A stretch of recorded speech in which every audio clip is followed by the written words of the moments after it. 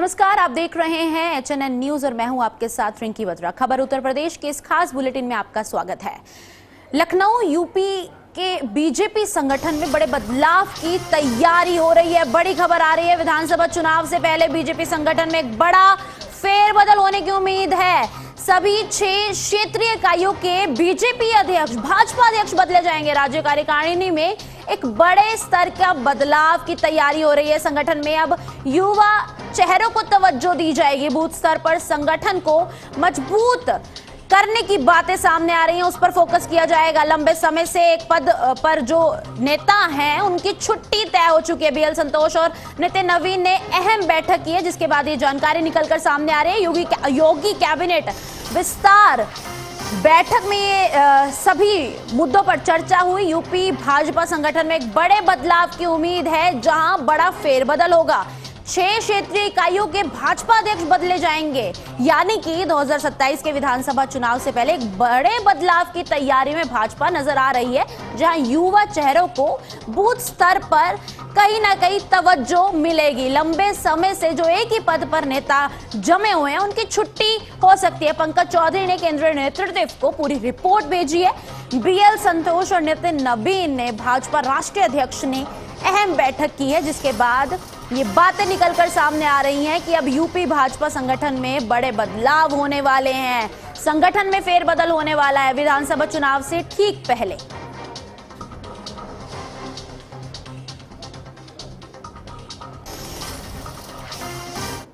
चलिए, अगली खबर राहुल गांधी की नागरिकता मामले से सुनवाई से जुड़ी हुई सामने आ रही है, जहां इलाहाबाद हाईकोर्ट की लखनऊ बेंच में सुनवाई हुई है। बड़ी खबर आपको बता दें, राहुल गांधी की नागरिकता को लेकर जो सवाल उठ रहे थे, उस पर इलाहाबाद हाईकोर्ट की लखनऊ बेंच में सुनवाई हो रही है।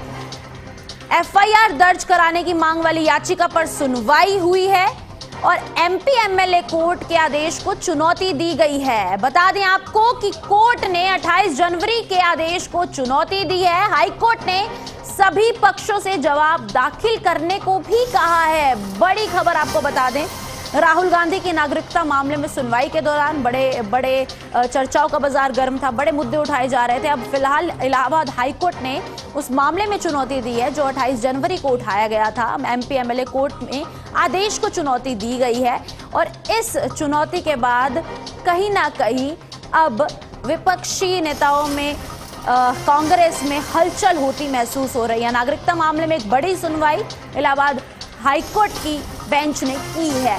हाईकोर्ट ने सभी पक्षों से जवाब दाखिल करने को कहा है। बड़ी बात आपको बता दें कि इलाहाबाद हाईकोर्ट की लखनऊ बेंच में सुनवाई हो रही थी और जो एफआईआर दर्ज कराने की याचिका थी, मांग वाली याचिका थी, उस पर सुनवाई हो रही थी और एमपी एमएलए कोर्ट के आदेश को चुनौती दी गई है। ये चुनौती 28 जनवरी को जो आदेश आया था उसके आधारित ही दी गई है। नागरिकता मामले में बड़ी खबर आपको हम एचएनएन न्यूज पर दे रहे हैं, जहां एफआईआर दर्ज कराने की मांग वाली याचिका पर सुनवाई हुई और एमपी एमएलए कोर्ट के आदेश को चुनौती दी गई। खबर अब अमेठी से सामने आ रही है, जहां पूर्व केंद्रीय मंत्री स्मृति ईरानी तिलोई और गोरीगंज विधानसभा क्षेत्रों के दौरे पर पहुंची हैं। सबसे पहले स्मृति ईरानी का काफिला तिलोई विधानसभा के पूरे ठकुराइन गांव पहुंचा, जहां उन्होंने बीजेपी बूथ अध्यक्ष स्वर्गीय ब्रजेश चंद्र तिवारी के आवास पर जाकर श्रद्धांजलि अर्पित की, जिसकी तस्वीरें आप देख रहे हैं। स्मृति ईरानी ने दिवंगत बूथ अध्यक्ष के चित्र पर पुष्प अर्पित किए और परिजनों से मुलाकात कर गहरी शोक संवेदनाएं व्यक्त की। इस दौरान उन्होंने परिवार को हर संभव मदद का भरोसा भी दिलाया है। इसके बाद स्मृति ईरानी का काफिला गौरीगंज विधानसभा के झूटीपुर गांव गुरुदत्तगंज पहुंचा, जहां उन्होंने बीजेपी बूथ अध्यक्ष स्वर्गीय पवन पासी के आवास पर पहुंच के परिजनों से मुलाकात की। पवन पासी के बच्चों की पढ़ाई का जिम्मा उठाने की भी बात यहां सामने आ रही है। हर संभव मदद का भरोसा स्मृति ईरानी ने दिया है, संवेदनाएं व्यक्त की हैं। अमेठी दौरे पर पूर्व केंद्रीय मंत्री स्मृति ईरानी पहुंची हैं। बीजेपी बूथ अध्यक्ष के परिजनों से मुलाकात करती हुई स्मृति ईरानी नजर आ रही हैं। पवन पासी के बच्चों से मिली हैं वो और हर संभव मदद का भरोसा देकर पूर्व केंद्रीय मंत्री ने भरोसा जताया है।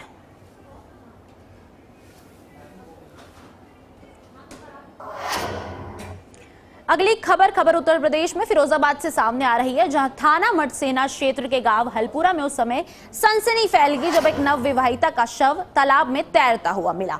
घटना के बाद परिजनों में कोहराम मच गया, जबकि पूरे गांव में शोक का माहौल है। जानकारी के अनुसार 23 वर्षीय रोशनी की शादी बीती 25 अप्रैल को एटा जनपद के जलेसर क्षेत्र में हुई थी। शादी को अभी 1 महीना भी पूरा नहीं हुआ था। परिजनों के मुताबिक रविवार तड़के वो घर से शौच जाने की बात कहकर निकली थी, जिसके बाद से ही वो लापता हो गई। सोमवार सुबह तालाब के पास शव मिलने की सूचना से इलाके में हड़कंप मच गया। ग्रामीणों की मदद से पुलिस ने करीब 10 फीट गहरे तालाब से शव को बाहर निकाला और पंचनामा भरकर पोस्टमार्टम के लिए भेज दिया है। पुलिस का कहना है कि पोस्टमार्टम रिपोर्ट आने के बाद ही मौत के कारणों का स्पष्ट खुलासा हो सकेगा। फिलहाल मामले की सभी पहलुओं से जांच की जा रही है। परसों भी गायब है। यहाँ पहले हमारे यहाँ से 8 दिन पहले लिवाल आई सामने आया और इनने 3 दिन की गायब है और आज खत्म हो गई है। लाश उछरी आई है तो इनने फोन ना करो हम पे। ये बात छुपा कोई 25 अप्रैल इसी 25 तारीख को शादी हुई। तो क्या जब माया की ससुराल में आई थी लड़की तो 15 दिन पहले गई है, तो क्या कोई ऐसा बात चली थी या आज कोई ऐसा पता चला? क्या हंसी खुशी से लिवा के लाए सक्का में तो आज क्या पता चला था? आज वहाँ पता लगी लाश उछरी आई है तब क्या सो इनने ना फोन करो। अमरोहा में उस समय उत्साह का माहौल देखने को मिला जब महाराष्ट्र के पूर्व राज्यपाल और उत्तराखंड के पूर्व मुख्यमंत्री भगत सिंह कोश्यारी पद्म भूषण सम्मान प्राप्त करने के बाद गजरोला पहुंचे। राष्ट्रपति भवन में आयोजित समारोह में सम्मानित होने के बाद दिल्ली से लौटते समय भाजपा कार्यकर्ताओं ने उनका भव्य स्वागत किया। भाजपा जिला अध्यक्ष उदय गिरी गोस्वामी और जिला मंत्री अनुज चौधरी ने गुलदस्ता भेंट कर तथा पटका पहनाकर उनका अभिनंदन किया। इस दौरान कार्यकर्ताओं ने जोरदार नारेबाजी की और पूरे क्षेत्र में उत्साह का माहौल बना रहा। भगत सिंह ने कहा कि ये सम्मान केवल उनका नहीं बल्कि देशवासियों, उत्तराखंड की जनता और भाजपा कार्यकर्ताओं के विश्वास का प्रतीक है। उन्होंने युवाओं से राष्ट्र सेवा और समाज सेवा के लिए आगे आने की अपील भी की।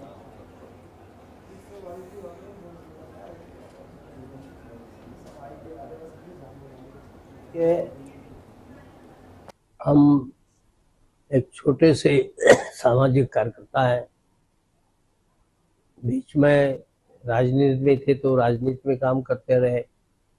संगठन ने बड़े ऊंचे ऊंचे पदों को हमको दिया, लेकिन महाराष्ट्र में राज्यपाल का पद 2 साल पहले छोड़ के आया और मैंने कहा कि अब मैं सक्रिय राजनीति नहीं करूंगा और उत्तराखंड को एक आत्मनिर्भर राज्य बनाने है।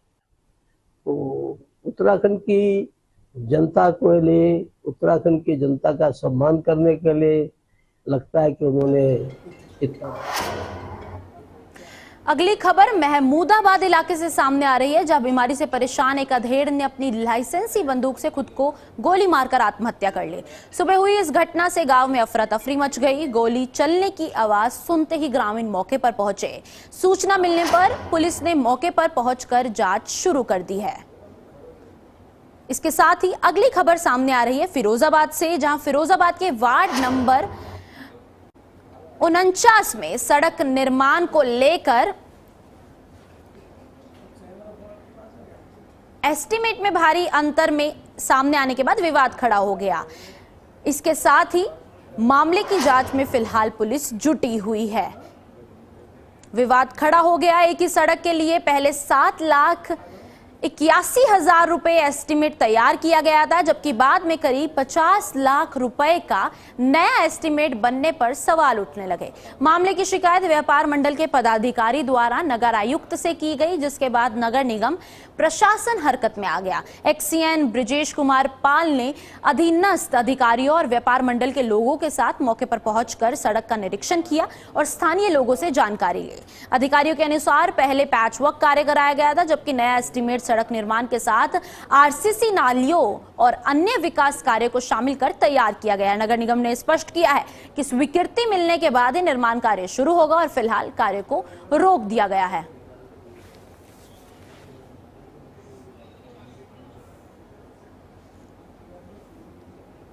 नगर आयुक्त जी के निर्देशन में हम लोगों ने सड़क का निरीक्षण किया। निरीक्षण में देखा वहाँ पे कुछ पैच वर्क थे जिसको हमारे विभाग ने रामलीला के समय अर्जेंसी में कराया गया, जिससे लगभग सरफेस ठीक हुई। उसमें जो पुरानी सड़क का एस्टीमेट बताई गई है उसमें केवल 400 मीटर की लंबाई में लिया हुआ और मात्र टैग कोड एवं बीसी डाल करके उसको बनाया गया है, जिसकी कॉस्ट लगभग 7,81,000 है। और जो अब ये एन कैप में लिया गया, एन कैप में पूरी तरीके से सड़क को सुदृढ़ीकरण करते हुए इसमें दोनों साइड नाली लिए गए हैं और इसमें thermoplastic paint, cat eyes, solar stud, RCC नाले पर स्लैब, एमएस आयरन स्लैब के लिए और बीएम एंड एसडीपीसी सभी आइटम इसमें लिए गए हैं। इस वजह से इसकी कॉस्ट 50 लाख आई है। इसी वक्त हो गया है एक छोटे से ब्रेक का, मिलेंगे ब्रेक के बाद।